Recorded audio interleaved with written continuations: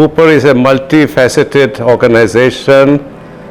We are in engine components, we are in cast iron, aluminum, we are everywhere we should be and could be. Recently, in the present disturbance with Pakistan, our engines were located in strategic areas serving the nation, and we have been supplying defense engines for the past 10 years.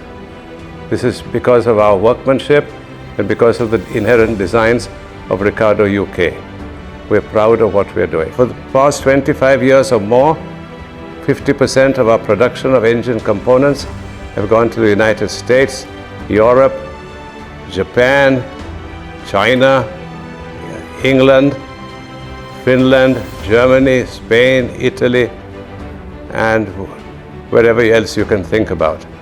This is a tribute to our technology and a tribute to our workers and staff who made this all possible.